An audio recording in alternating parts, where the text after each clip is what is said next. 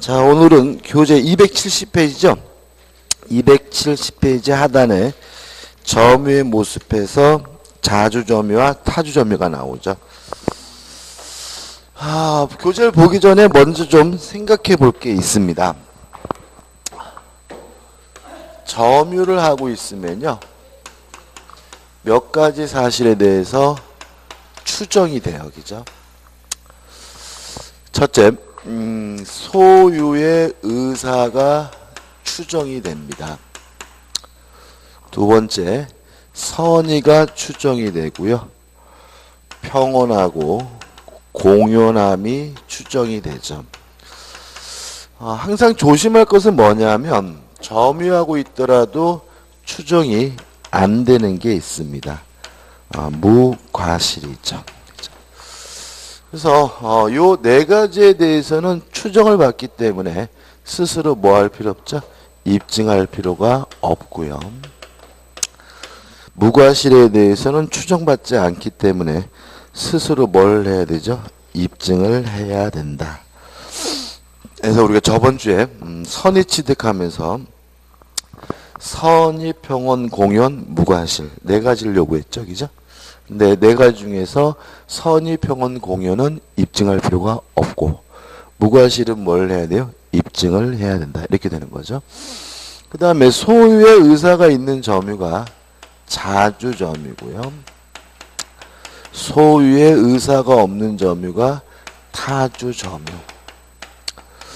남의 물건인지 모르는 건 뭐죠? 선이고, 반대말은 뭐죠? 악이고, 평온이라는 말이 뭐죠?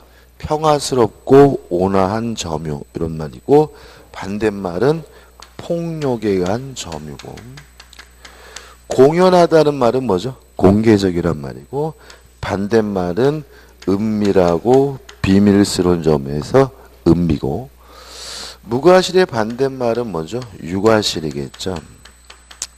여기서 첫 번째 조심할 것은 우리 교재가 보시면 3. 점유의 모습이죠. 그러니까 우리가 지금 점유의 종류를 공부하는 게 아니라 모습을 공부한다는 점이죠. 그러니까 10가지의 종류가 아니라 점유가 여러 가지 모습을 띈다는 거예요. 예를 들어서 제가 물건을 훔쳤어요. 훔쳐서 가지고 있으면 소유의 의사가 있으니까 자주점이고요. 남의 물건인지 뻔히 알았으니까 뭐요? 악이고, 몰래 훔쳤으니까 뭐죠? 은비죠. 그러니까 이 10가지가 섞여가지고 점유가 여러 가지 모습을 갖게 된다는 말이고요. 두 번째 주의하실 점은 요 우측에 이런 것들이 하나만 있어도 하자 있는 점유인데 하자 있는 점유도 점유권은 있다는 거 꼭 기억하셔야죠. 왜냐하면 점유권이란 훔쳤든 뺏었든 사실상 지배하고 있으면 당연히 인정되는 권리잖아요. 그래서 뭐 과거의 기출문제에서 악의 점유자는 점유 보호 청구권을 행사할 수 없다. X.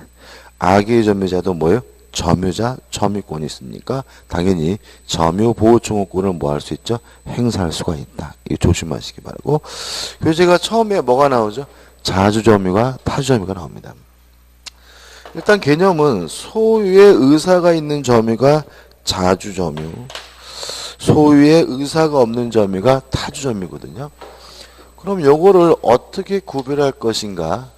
구별 기준인데, 일단 우리 판례는 주관적 의사를 가지고 판단하지 않는다. 점유를 개시하게 된 원인을 객관적, 외형적으로 판단해야 된다는 것이 우리 판례 입장이다. 이게 첫 번째 기억할 거죠. 왜 그러냐면 주관적 의사를 가지고 판단하면 말하긴 말음이죠. 지한테 유리하면 가지려고 그랬는데 그럼 뭐예요? 땡. 불리하면 뭐죠? 가질 생각이 없었는데 그럼 뭐예요? 땡 이러잖아요. 형법은요. 형법은 주관적 의사 가지고 기준이에요. 형법은. 그래서 예를 들어 어떤 일이 벌어지냐면 아파트 입구에 자전거가 있단 말이죠. 근데 자전거가 요새 비싼 건 되게 비싸죠. 그죠? 막 1,000만 원짜리 막 2,000만 원짜리 있죠. 그죠?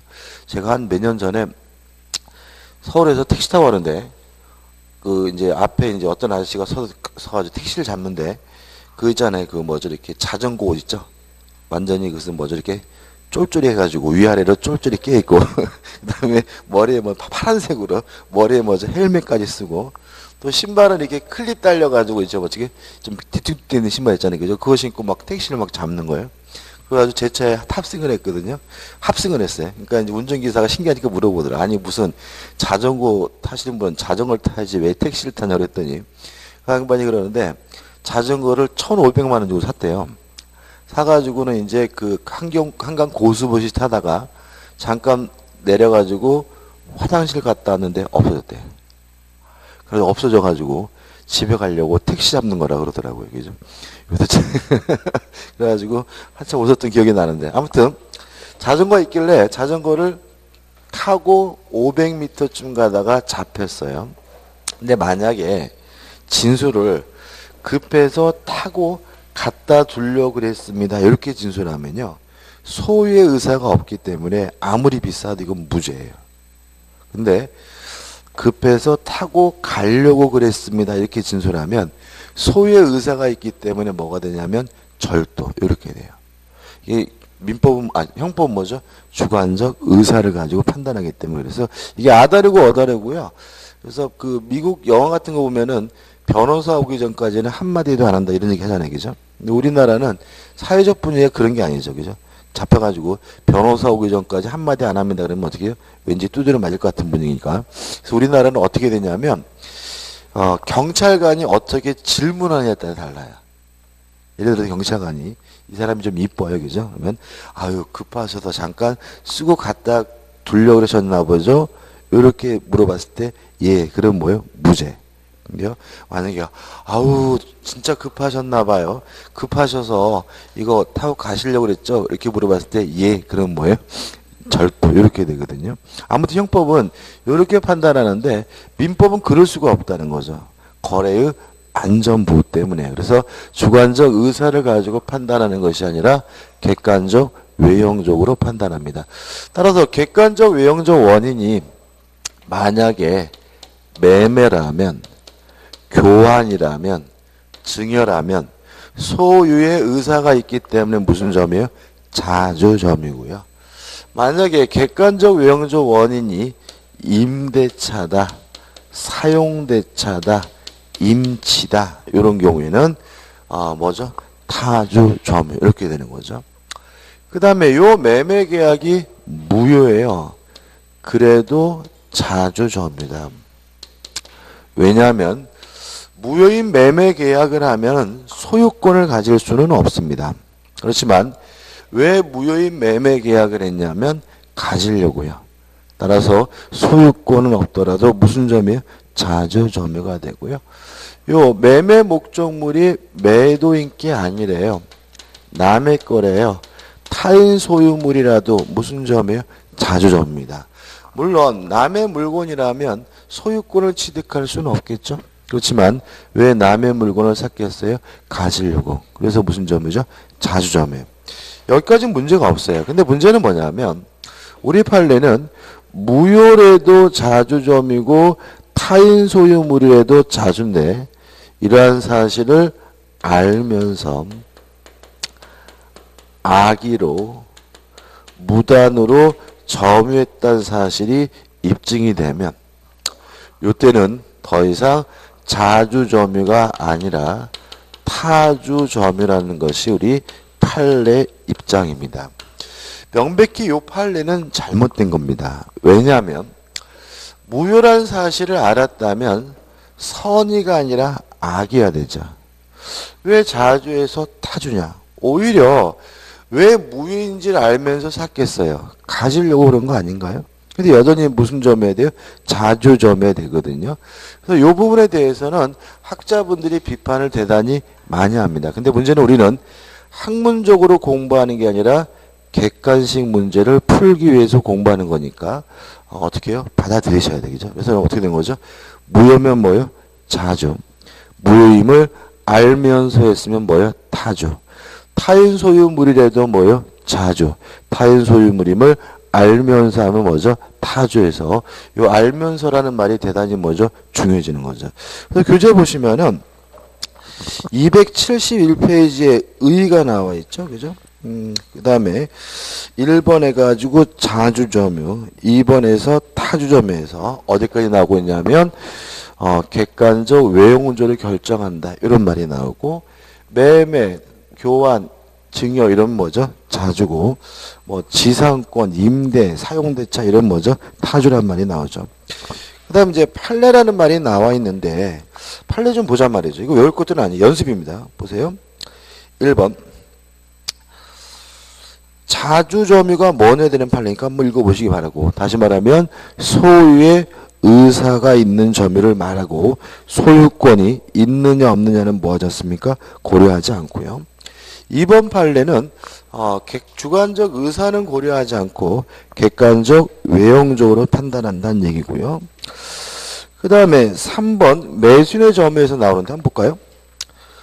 토지를 매수 취득했어요. 그럼 이 사람의 객관적 외형적 원인은 뭐죠? 매매니까 일단 무슨 점이에요? 자주점인데, 문제는 밑에 줄 보시면 착으로 임조 토지 일부를 이렇게 나와 있죠. 그러면 남의 땅이니까 결국은 이것도 뭐죠? 타인 소유물이잖아요. 그럼 만약에 남의 땅인지를 알면서 경계를 침범한지를 알면서 샀다면 무슨 점유가 돼요?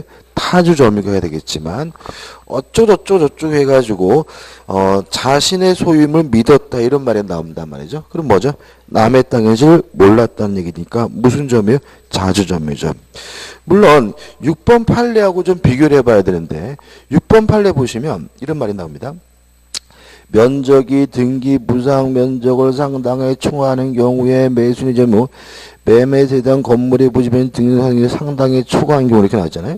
초과하는 경우에 특별한 사정이 없는 한 계약 당사자들이 이러한 사실을 어떻게 해요? 알고 있었다고 봄이 상당해요. 그럼 이거는 똑같이 경계를 넘었는데 많이 넘었기 때문에 상대방이 뭐예요? 알면서죠. 따라서 이것은 뭐예요? 타주예요. 이거를 이렇게 기억하시면 안 돼요. 조금 넘으면 자주, 많이 넘으면 타주. 그게 아니라 경계를 넘었다는 사실을 모르고 샀다면 뭐예요? 자주. 경계를 넘었다는 사실을 뻔히 알면서 샀다면 뭐가 돼요? 타주. 이렇게 되는 거죠. 그 다음에 4번 판례 보시면 무효라 하더라도 무슨 점이에요? 자주. 그죠? 5번 명의 수탁자의 점유는 당연히 뭐죠? 타주겠죠. 그죠? 그 다음에 7번 판례 가지고 타인 소유 토지 매매잖아요. 그래서 밑에서부터 두 번째 줄 보시면 그 매매가 설사 타인의 토지 매매로서 소유권을 취득할 수 없다 해도 다른 특별한 사정이 없는 이상 매수인의 점유는 소유 의사로서 하는 것이다. 다시 말하면 타인 소유물이라도 일단 무슨 점이에요? 자주라는 얘기죠. 물론 요 판례도 있겠지만 또 어떤 것도 있겠어요? 타인 소유물임을 알면서 샀으면 자주가 아니라 뭐죠? 타주라는 판례도 있겠죠. 그 다음 넘겨보시면 8번 분묘기집, 남의 땅에다가 묘를 설치한 것은 뻔히 남의 땅인지를 알면서 한 거니까 명백히 뭐죠? 타주가 되고요. 9번 공유토지 공유자 1인의 점이 이런 얘기입니다. 땅이 이렇게 있는데 이 땅이 갑과 을의 공유고 각 지분이 2분의 1인데 갑이 혼자 이 토지 전부를 점유하고 있어요. 그러면 갑은 자신의 지분을 초과하는 범위에서 을의 지분에 대해서는 무슨 점이죠? 타주다. 왜냐하면 을에게도 지분이 있다는 사실을 뻔히 알면서 점유하는 거니까요. 그 다음에 10번 타주 점유를 상속받으면 상속인도 뭐예요? 타주죠. 왜냐하면 민사상 법적주의도 뭐가 돼요? 상속이 되니까요. 그 다음에 11번은 뭐 큰 의미 없습니다. 그죠?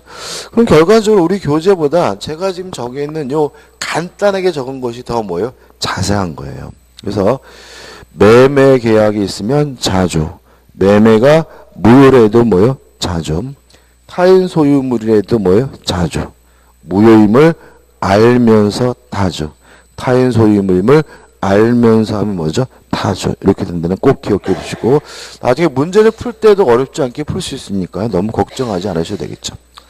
3번 구별 실익이 나와 있고 3번 자주점유의 타주점유의 판단 기준에서 또 1번 객관적 외형적으로 판단한다.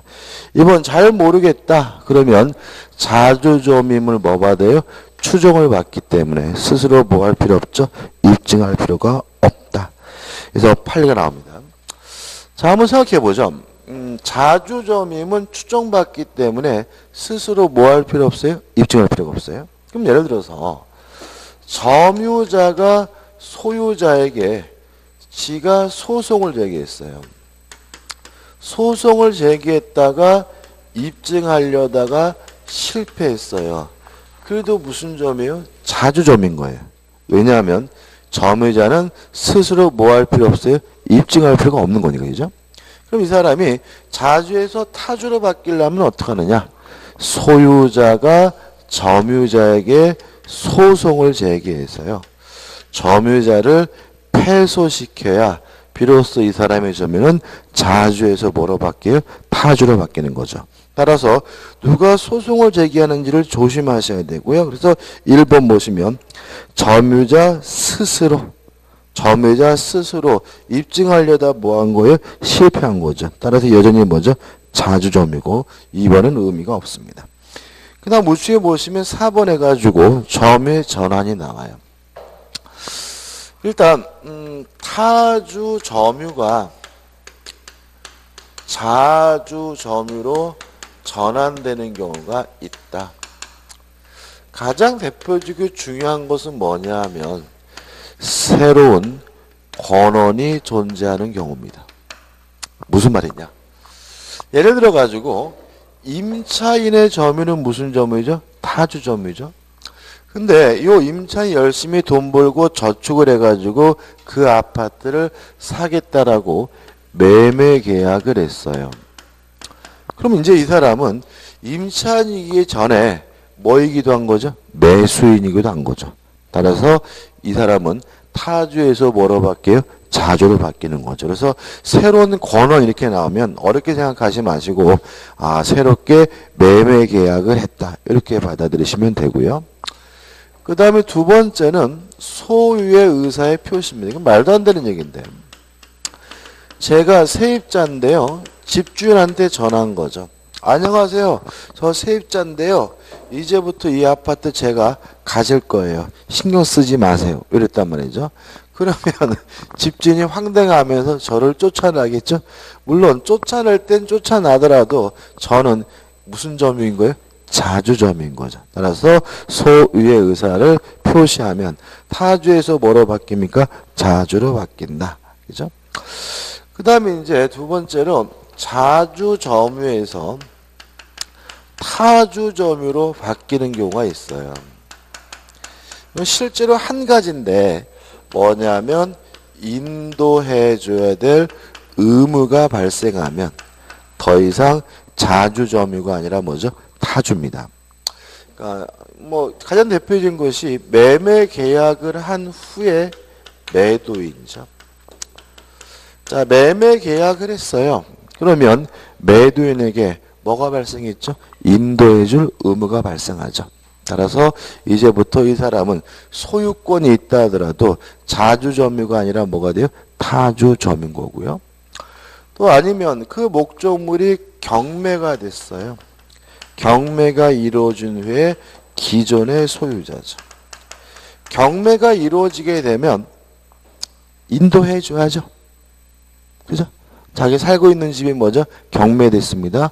그럼 경락인에게 당연히 뭘 해줘야 돼요? 인도를 해줘야 되니까 이제 이 사람은 자주점유가 아니라 뭐죠? 타주점유겠죠.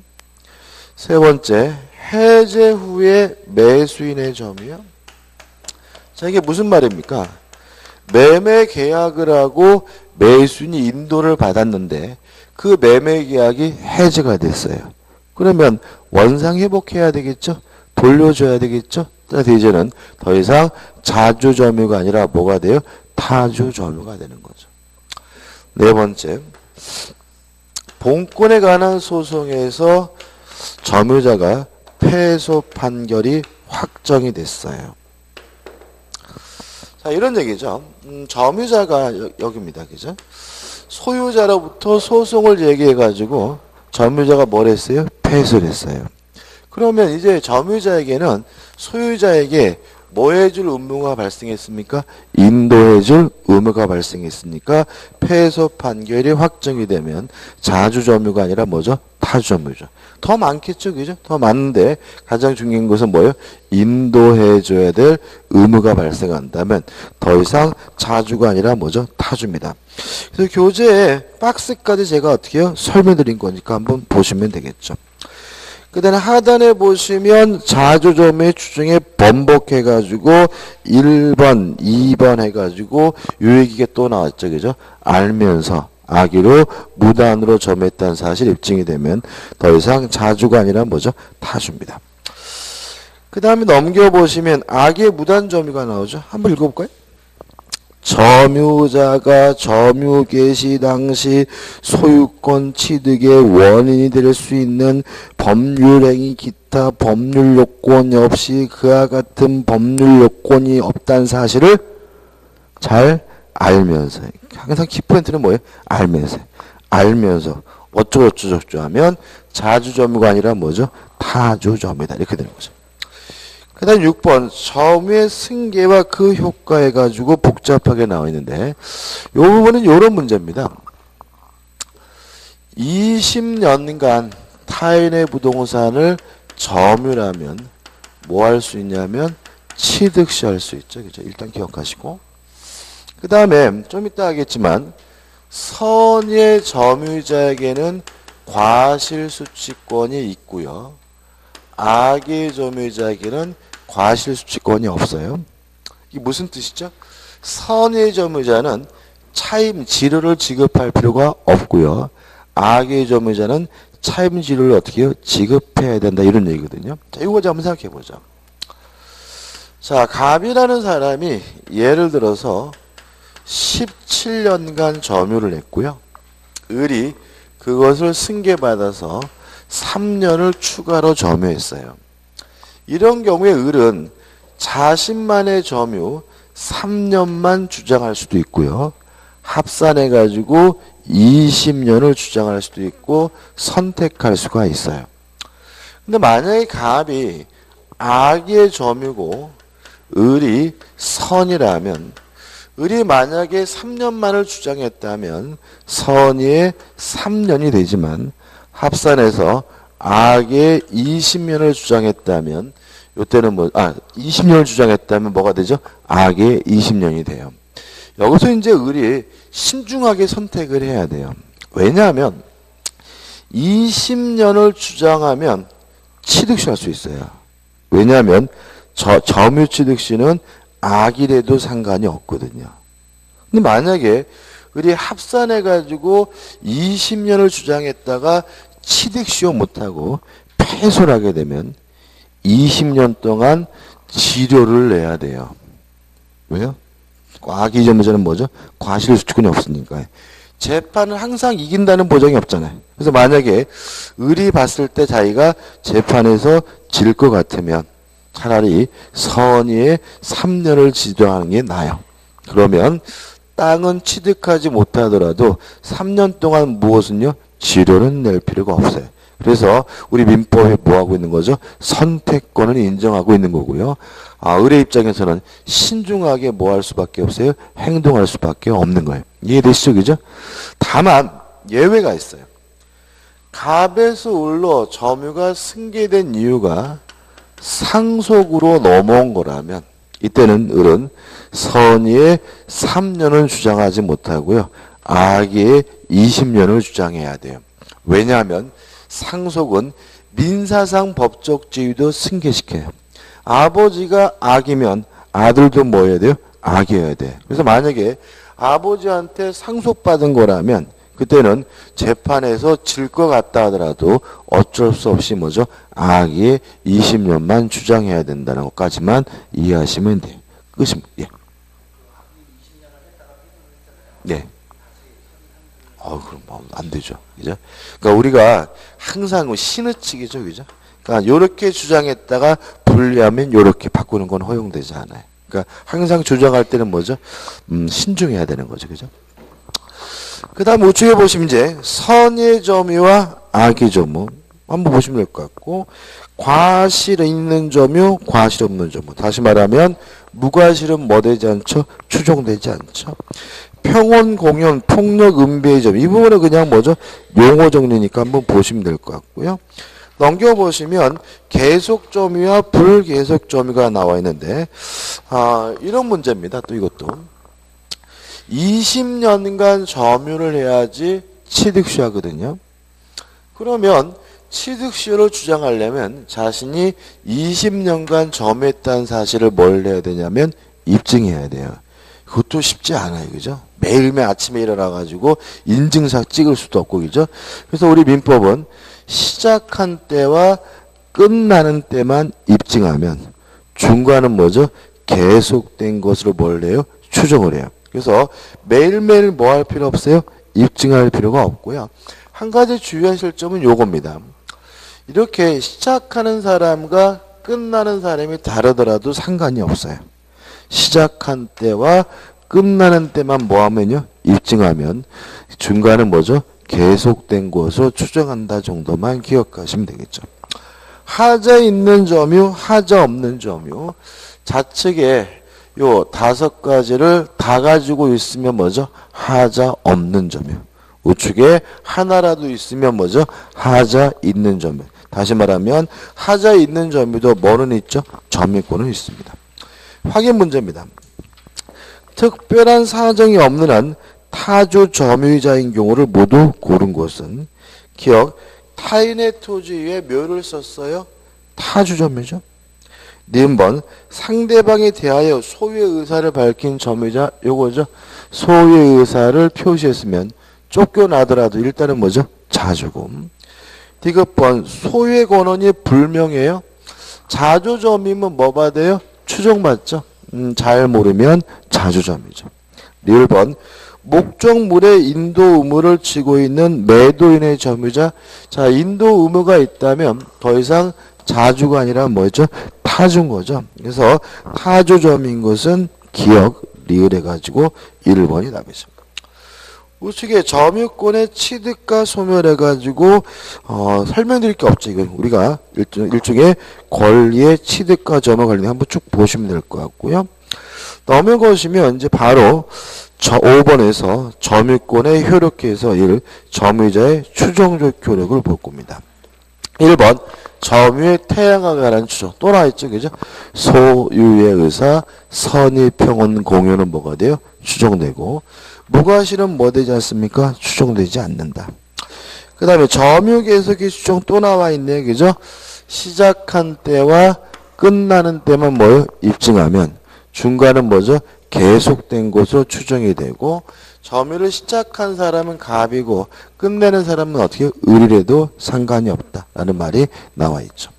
그 다음 우측에 보시면 3번 해가지고 권리의 뭐죠? 적법 추정이 나옵니다. 200조점.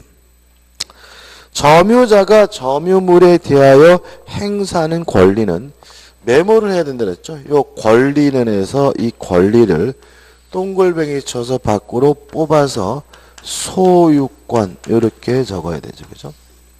그럼 이렇게 되는 겁니다. 점유자가 점유물에 대하여 행사하는 소유권은 적법하게 보유한 것으로 뭐죠? 추정한다.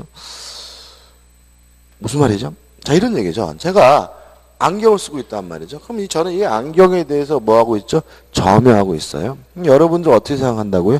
저 꼬지리 안경은 저 인간 거구나라고 생각을 하겠죠. 다시 말하면 저는 이 안경을 점유함으로써 무엇을 추정받고 있는 거죠? 소유자임을 추정받고 있는 거죠. 이해되시죠? 근데 이게 부동산은 안 그렇다는 거죠. 제가 이 빌딩 4층에서 강의하고 점유하고 있더라도 여러분 그 누구도 이 빌딩 주인이 저 인간 거구나라고 생각하는 사람은 없어요. 그럼 결국은 부동산은 누가 소유자로 추정받는 거냐면 점유하고 있는 사람이 소유자로 추정되는 것이 아니라 등기하고 있는 사람이 소유자로 뭐죠? 추정되는 거죠. 우리는 부동산은 등기부 등본 떼어보고 거기에 나와 있는 사람 보고 아, 이 인간이 소유자구나 라고 생각한다는 거죠. 그죠? 그럼 결론은 뭐예요? 점유하고 있다는 이유로 소유자로 추정되는 것은 뭐의 하나입니까? 동산의 하나고요. 부동산은 누가요? 등기하고 있는 사람이 소유자로 추정받는다까지만 이해하시면 되고 교재가 너무 장황합니다. 그 다음에 넘겨보시면 이제 중요한 게 나오죠. 점유자와 회복자의 관계입니다. 시험 문제 반드시 냅니다. 반드시.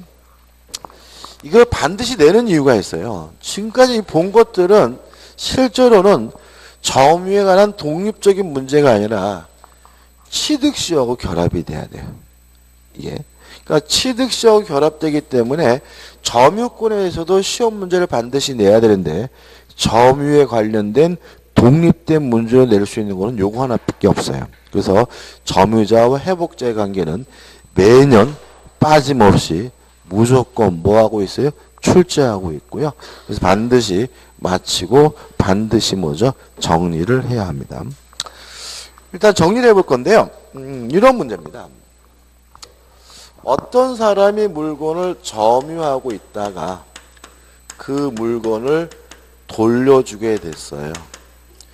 이랬을 때 두 사람 간의 문제가 점유자와 회복자 문제예요.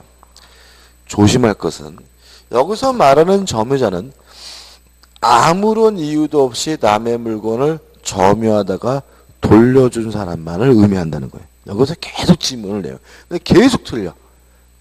따라서 아무런 이유 없이 남의 물건을 점유하다가 돌려준 사람만을 말합니다. 왜 그러냐면요. 임대차다, 전세권이다, 지상권이다. 그러한 이유를 가지고 점유하고 있던 사람은 해당 그 부분의 규정이 적용돼요. 임차인이면 임대차 규정이, 그죠? 아니면 전세권이면 뭐예요? 전세권에 관한 규정이, 유치권이면 뭐죠? 유치권에 관한 규정이. 따라서 아무런 이유도 없이 남의 물건을 점유하다가 돌려준 사람에게만 점유자, 회복자에 관한 민법 규정 뭐가 돼요? 적용이 된다. 꼭 기억하시고 꼭 받아들이셔야 돼요. 따라서 훔쳤다가 돌려주는 사람이 여기 들어오는 거예요. 그죠? 남의 물건을 뺏었다가 어떻게 해요? 돌려주는 사람이 여기 들어오는 거지. 임차인은 뭐 하는 거예요? 들어오지 않습니다. 그래서 엉뚱하게 집에 가셔가지고 임차인, 집주인 이렇게 집어넣고 이해하시면 완전 뭐가 돼요? 삼천포가 되고 반드시 문제가 틀리게 되어 있으니까 주의하시기 바랍니다. 첫 번째 문제가 되는 것은요. 점유자가 점유하고 있을 때 목적물로부터 과실이 발생했으면 이 과실은 어떻게 되느냐. 과실의 개념에 대해서 그냥 쉽게 이해하시면 돼요. 이것도 시험법은 아니거든요. 불로소득. 노력을 기울이지도 않고 얻게 되는 이득을 다 뭐라 그래요? 과실이라고 한다. 이렇게 이해하시면 돼요. 월급은 과실이 아니죠. 왜요? 노력의 대가니까요. 주식 배당금이 과실일까요? 이게 이제 논란이 좀 돼요. 학설의 대립이 있는데 아무짓도 안 하고 받는 것으로 생각되면 뭐죠? 과실이고. 근데 통설은 주식 배당금은 과실로 안 봐요. 왜요? 주식 투자하는 게 얼마나 힘들어, 그죠? 만만치 않잖아요, 그죠? 과실로 오지 않고요. 판례에서는 뭐가 있냐면 국립공원 입장료가 과실이냐? 이게 또 판례가 있어요. 만약에 국립공원 입장료를 국가가 아무 짓도 않았는데 받는 돈이다. 이렇게 이해하면 뭐가 되겠어요? 과실이 되겠지만 그거는 아니죠. 국가는 국립공원을 유지하고 보수하는 대가로서 뭘 받는 거죠? 입장료를 받는 거다. 이렇게 이해하기 때문에 국립공원 입장료도 뭐는 아니에요? 과실은 아니에요. 그래서 과실은 뭘 말하죠? 불로소득을 말한다. 두 가지가 있습니다. 천연과실.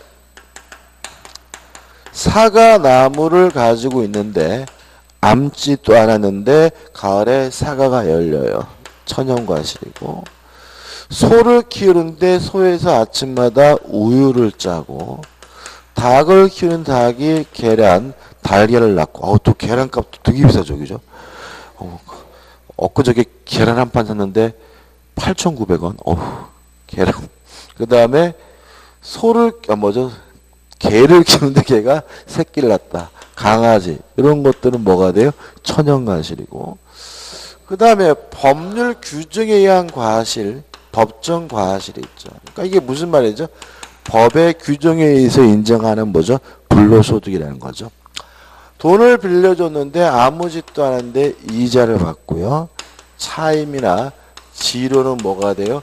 법정 과실이 됩니다. 여기서 조심할 게 있는데 뭐냐 하면은 우리가 과실하면 자꾸 요 사과만 떠올라. 그죠? 과실이 과일하고 바람이 비슷해서요. 근데 문제는 뭐냐 하면 우리는 농사 지려고 공부하는 게 아니라 공인중개사 시험이니까 반드시 뭐가 떠올라야 돼요? 차임 지료가 떠올라야 되는 거죠. 그래서 우리가 앞으로 차임 지료와 같은 불로소득이 뭐죠? 과실이다 해서 뭐가 떠올려 주셔야 돼요? 차임 지료가 떠올라야 되는 거죠. 일단 결론은 선의의 점유자는 과실수취권이 있어요. 따라서 과실을 수취한 하더라도 가질 수가 있으니까 부당이득으로서 뭐 할 필요 없어요? 반환할 필요가 없고요. 또 선의의 점유자가 과실수취권이 있다라는 말은 차임이나 지료를 지급할 필요가 없다라는 의미가 되는 거죠. 그렇죠? 예를 들어서 아파트에 살았거든요. 과실수취권이 있대요. 그러면 월세를 내더라도 어차피 누가 가지? 지가 가는 거니까 차임이나 지료를 뭐 할 필요 없어요? 지급할 필요가 없다라는 취지가 되는 거죠. 이해되시죠? 그죠? 그 다음에 악의 점유자는 과실수취권이 없어요. 물론 차임이나 지료를 뭘 해야 돼요? 지급해야 되는 거고요. 만약에 과실을 수취했더라도 부당이득으로서 어떻게 해요? 반환을 해줘야 되는 거고요. 만약에 과실로 인해서 수취하지 못했다면 그때는 대가라도 변상을 해준다, 보상을 해줘야 된다는 거 주의하셔야 합니다. 제가 계속해서 요거는 뭐예요? 한자로 쓰고 있죠. 무엇과 구별하기 위해서요? 고의, 과실과 구별하기 위해서요. 다시 말하면 악의 점유자는 과실수취권이 없으므로 수취한 게 있으면 뭐예요? 돌려주고요. 과실로 수취하지 못했다면 대가라도 뭐 해야 돼요? 보상해 줘야 되는 거죠. 예를 들어서 남의 집 개를 끌고 왔어요. 악이죠. 그죠? 그래서 아이고 이쁘다 사러 먹이고 키워봤더니 이거 어떻게 해요? 강아지 새끼를 낳았어요. 강아지 예를 들어서 5마리. 그러면 악의 점유자니까 개도 돌려주고 강아지도 뭐예요? 돌려줘야 되겠죠? 근데 문제는 요 5마리 중에서 2마리가 뭐였어요? 죽었어요. 과실을 뭐 하지 못한 거죠? 수치 못했잖아요. 근데 만약에 제가 진짜 아무런 흠이 없이 열심히 케어하고 관리했는데도 요 강아지가 어쩔 수 없이 죽었다면 저는 강아지 죽은 것에 대해서 뭐가 없어요? 과실이 없으니까 대가를 뭐 할 필요 없어요? 변상할 필요는 없고요. 그냥 강아지를 뭐죠? 대충 그냥 뭐 던져놓고 신경을 안 썼기 때문에 강아지가 죽었다면 그때는 뭐죠? 과실로 수치 못했으니까 대가라도 뭘 해야 돼요? 변상해야 된다 이런 얘기죠. 저희 집 개가 강아지 새끼를 좀 많이 낳아가지고 강아지를 제가 한 몇 번 받아봤는데 잘 죽더라고요. 잘 죽고 그러니까는 뭐 한 저희 집 개가 새끼를 많이 낳았어요. 한 20마리 낳나 봐. 그래가지고 20마리 중에서 한 2~3마리는 죽은 것 같아요. 근데 죽으면 가슴이 아주 그냥 메워져요. 그죠? 개가 새끼를 많이 낳은 이유도 얘기도 재밌어요. 제가 이제 수강생한테 개를 선물 받았어요. 그러니까 그 수강생 분이 서울에 계신 분인데 본인 집 개가 새끼를 낳았대요. 그래서 교수님 개 한번 키워보실래요? 그래서 그때는 그냥 한 번도 안 키워봤거든요. 제가 개를 무서운 날했죠, 그죠? 그래가지고 근데 그냥 제가 예 그랬어요. 다음 주에 개를 가져온 거야. 그래가지고 이제 뭐라 그러죠? 이제 아무 생각 없이 이제 개를 받아가지고 집에 데려왔는데 문제는 저희 집에는 낮에 아무도 없어요. 아무도 없고 제가 또 항상 늦게 들어가잖아요. 그러니까 늦게 들어가고 그러니까 얘가 막 죽을 것 같은 거야. 막 혼자 있으니까. 그래가지고 제가 갑자기 어떤 생각을 했냐면 짝을 맞춰주면은 내가 좀 편안해지고 괜찮겠다 싶어서 받은 건 암놈이었는데 제가 그 애견샵을 가가지고 똑같은 종자로 순놈을 돈 주고 샀어요. 왜 짝을 맞췄는지 몰라. 그래가지고 이제 새끼들 두 마리를 데키우는데 이제 뭐 진짜로 잘 지내더라고요. 처음엔 얘가 막 진짜 죽을 것 같고 막 그러더니 같이 있으니까 서로 할 거 빨고 그러면서 지금까지 잘 살아요. 근데 문제는 뭐냐면 짝을 맞춰 놔가지고 이놈들이 아주 계속 뭐죠? 새끼를 낳기 시작하는 거예요. 그래가지고 한 20마리 낳나. 그래가지고 한 3년 전인가요? 그래서 안 되겠더라고요. 그래가지고 이제 순놈을 끌고 가가지고 중성화 수술을 했어요. 근데 이제 하고 나니까 막 가슴이 아픈 거야 막. 얘는 지금 얘는 가는 뭐 그 뭐라 그러죠? 그 진짜 자기 의지와 상관없이 주인이 가게를 꼬리에 살살살 끌고 가는데 그냥 잡혀와서 뭐죠? 고추를 잘린 거죠. 그죠? 그래서 제가 막 가슴이 아파하니까 그 뭐죠? 수의사 그러더라고요. 아 그래도 성생활은 할 수 있습니다 그러더라고요. 성생활은 할 수 있대. 중성화 수술에도. 아무튼 근데 잘 죽더라고요. 근데 죽으면 가슴이 아프겠는데 아무튼 과실로 수치하지 못했으면 뭐죠? 대가를 보상하고 아무런 과실이 없다면 뭐죠? 대가를 보상할 필요는 없습니다. 자, 그 다음에요. 그래서 저는 솔직히 개 키운 걸 참 잘한 것 같아요. 근데 그 잘한 것 같고 또 제가 거기다가 또 고양이도 키워요. 그래가지고 고양이 또 한 마리 또 더 입양했어요. 그래가지고 개 2마리, 고양이 1마리 이렇게 키우는데 잘한 것 같아요. 그 저희 아버님이 돌아가셨는데 저희 아버님이 이제 그 돌아가시기 전에 몇 년 동안 하신 것은 80 넘어 돌아가셨는데 아침에 일어나서 식사하시고 한 바퀴 도시고 TV만 보시네. TV만. 그때 제가 강아지를 들여왔을 걸 하는 요새가 좀 후회가 있어요. 그래서 노인분들이 케어를 받는 것보다 누구를 케어해 주면 오래 사신대. 그러니까 이게 관리해 줘야 될 존재가 있으시면 더 건강한 식으로 사신다. 근데 그때도 제가 그 생각을 못 했어요. 그래서 그때 강아지를 좀 일찍 키울 거랬다 생각을 합니다. 그 다음에 여기서 이제 문제가 있어요. 선이면 과실수취권이 있고 악이면 없잖아요. 그죠? 그러면 무과실은 아니라는 거거든요. 그런데 예를 들어서 선이이지만 과실이 있을 수도 있죠. 이 사람도 과실수취권이 있습니다. 따라서 수취한 과실은 부당이득으로 반환할 필요 없고요. 지료나 차임도 뭐 할 필요 없어요? 지급할 필요가 없어요. 다만 문제는 이 경우에는 무엇은 해줘야 되냐면 불법행위를 원인으로 손해배상은 해줘야 된다는 거 꼭 기억하시고 이해하셔야 돼요. 이런 얘기입니다. 강아지는 왠지 가슴이 아프니까 사과로 예를 들게, 그죠? 자, 사과나무가 있어요. 사과나무가 있는데 요 나무를 갑이 점유하고 있어요. 근데 실제로는 이 나무가 갑의 나무가 아니라 을의 소유란 말이죠.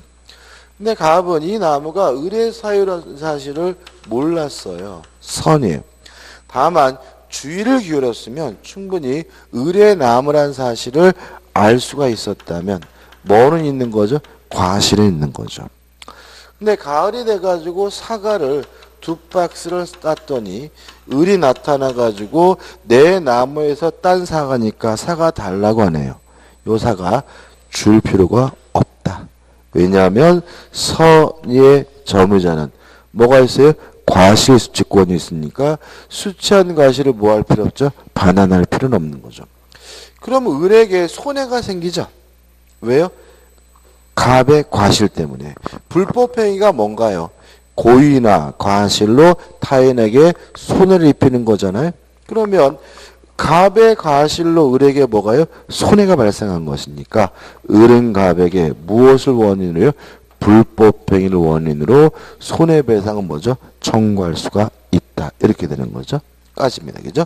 그래서 교재 보시면은 점유자의 과실 취득권 해가지고 박스 밑에 1번 선의 점유자의 과실 취득권 해가지고 밑에서부터 두 번째 보시면 선의 점유자가 과실을 취득함에 있어 무과실을 요건을 하지는 않습니다.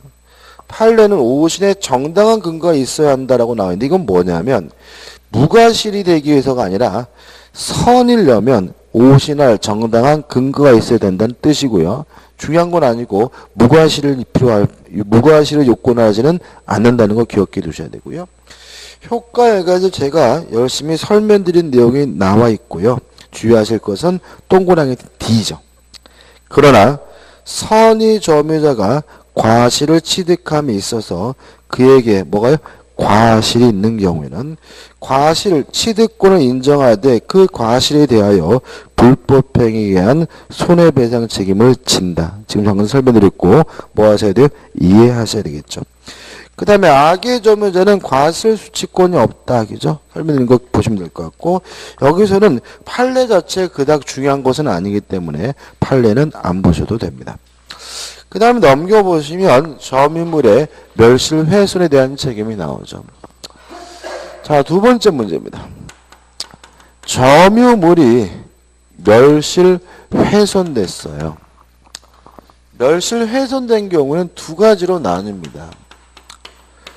점유자에게 아무런 고의도 없고 과실도 없는 경우와 점유자에게 고의나 과실이 있는 경우로 나뉩니다.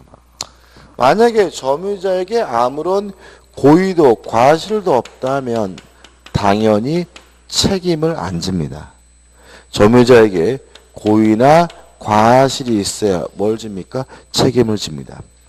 예를 들어서 제가 노숙자인데 남의 집에 몰래 들어가서 살다가 걸려서 쫓겨나는데 노숙자가 살고 있는 중에 지진이 나가지고 건물이 무너졌어요. 노숙자인 제가 뭐 할 일은 아니죠? 책임질 일은 아니죠. 그래서 이 멸실 훼손에 대해서 점유자에게 책임이 발생하려면 뭐가 필요한 거죠? 고의과실이. 그래서 법정을 잠깐 보시면 이렇게 되어 있습니다. 점유물이 점유자의 책임 있는 사유로 인하여 멸실 또는 훼손한 때죠. 여기서 점유자의 책임 있는 사유라는 말은 뭐냐면 점유자의 고의 과실을 의미하는 거죠. 그래서 점유자에게 고의나 과실이 있어야 뭘 지죠? 책임을 집니다. 이 책임은 어떻게 지느냐? 이렇게 집니다. 선이 이고 and 자주 점유라면 현존하는 이익범위 내에서만 책임을 지면 됩니다. 만약에 악이거나 또는 타주라면 이때는 전부에 대해서 책임을 집니다. 이게 뭐죠? 결론이거든요. 또는 and 좀 관계 좀 조심하셔야 되고요. 헷갈려 하지 마시고 한번 생각을 해보죠. 건물이 있는데요. 이 건물을 갑이 점유하고 있어요. 근데 실제로는 갑의 건물이 아니라 을의 소유거든요. 갑은 소유의 의사가 있는 자주점이고요. 또 을의 건지 몰랐어요. 선이에요. 근데 어느 날 병이 지나가다가 건물에 대해서 방화를 한 거죠. 이런 거지 같은 세상. 그러는 바람에 건물 홀라당 불타서 없어졌는데 다행히 갑이 화재보험에 가입해서 화재보험금을 받게 됐는데 예를 들어서 2억을 받았어요. 근데 실제로 이 건물의 가치는 실제 손은 얼마냐면 3억이었다. 이랬을 때 갑이 소유자인 을에게 얼마를 주느냐? 1번 빵원 줄 필요가 없다. 2번 2억을 준다. 3번 3억을 준다. 1번이 맞아요? 2번이 맞아요? 3번이 맞아요? 예, 1번인 거죠. 그죠? 왜냐하면 병이 방화했다는 말은 갑에게는 아무런 고의도 과실도 없죠. 그죠? 다시 말하면 이런 책임이 발생하려면 점유자에게 반드시 뭐가 있어야 돼요? 고의 과실이 있어야 된다. 전제 꼭 잊지 마시기 바라고. 그 다음에 만약에 갑의 과실로, 그죠? 어제 뭐 인터넷 보니까 아이들이 튀김해 먹는다고 식료 불평 아주 반자해서 이제 불났는데 뭐 밑에 위에 사시는 분이 구해줬다는 얘기 나오는데 갑이 아무튼 과실을 홀라당 불탔다. 그러면 이제 과실이 있으니까 뭘지? 책임을 지죠. 자, 갑이 을에게 2억 원을 줘야 돼요? 3억을 줘야 돼?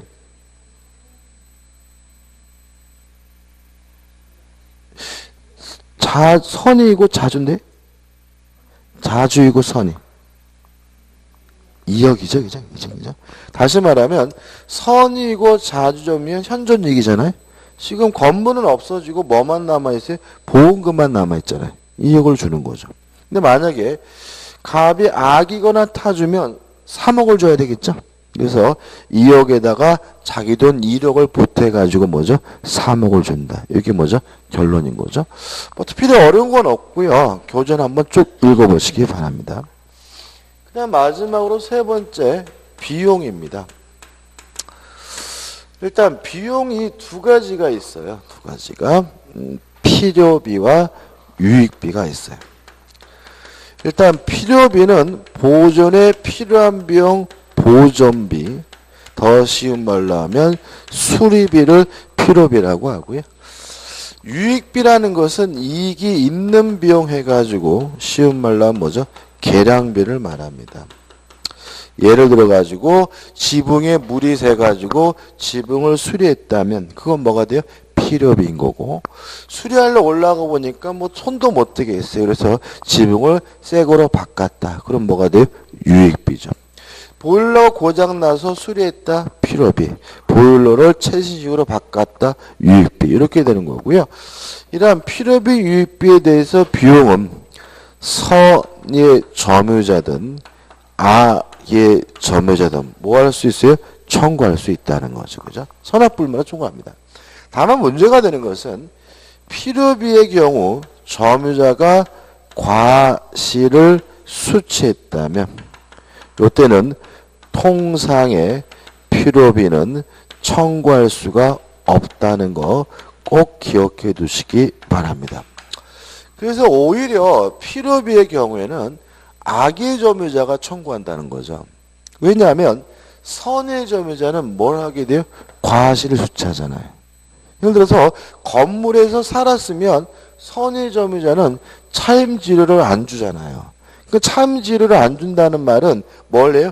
과실을 수취했다는 얘기고요. 따라서 통상의 필요비는 뭐 하지 못해요? 청구하지 못하는 거예요. 그래서 오히려 필요비는 악의 점유자가 청구하는 거다. 이해되시죠? 그죠? 그래서 이거를 선악불문하고 청구할 수 있다 이렇게 하시니까 선의 점유자 청구하는데 악이어도 괜찮구나 이렇게 이해하시면 또 문제 풀 때 또 뭐에 넘어가요? 함정에 넘어가요. 그래서 필요비는 선의 점유자는 과실을 수취하기 때문에 통상의 필요비를 뭐하지 못해요? 청구하지 못하고 오히려 뭐죠? 악의 점유자가 청구하게 되는 것임을 주의하시기 바랍니다. 그 다음에 유익비도 선악불문하고 청구할 수 있는데요. 이때는 이익이 현존하는 경우에만 청구할 수가 있고요. 이러한 청구를 받으면 회복자는 지출 비용이나 또는 증가액 중 현존이익입니다. 증가액 중에 아무거나 선택해서 지급하면 되는 거죠. 예를 들어 가지고 보일러를 최신식으로 바꿨대요. 그래서 가치를 감정평가해 보니까 현존하는 이익이 만약에 900은 너무 안 되겠죠. 90만 원이다. 그러면 유익비 상한을 뭐 할 수 있어요? 청구할 수가 있는 거죠. 물어본 거죠. 얼마 들였어요? 그랬더니 뭐죠? 150만 원 들였어요. 근데 가치가 지른 금액이 뭐에 대해서 90만 원이면 회복자 입장에서는 둘 중에 하나 얼마예요? 90만 원면 주면 되고요. 여기서 조심할 것은 뭐냐면 유익비에 대해서는 법원이 상환 기간을 허여하는 것이 가능하다는 거 좀 주의하시기 바랍니다. 이게 무슨 말이냐면 유익비는 금액이 클 수가 있어요. 예를 들어서 1층 건물을 2층으로 증축했다. 이것도 가치를 증가시킨 거니까 뭐죠? 유익비죠. 뭐 옆에 축대가 있었는데 축대를 콘크리트로 개배했다. 이런 것도 다 뭐예요?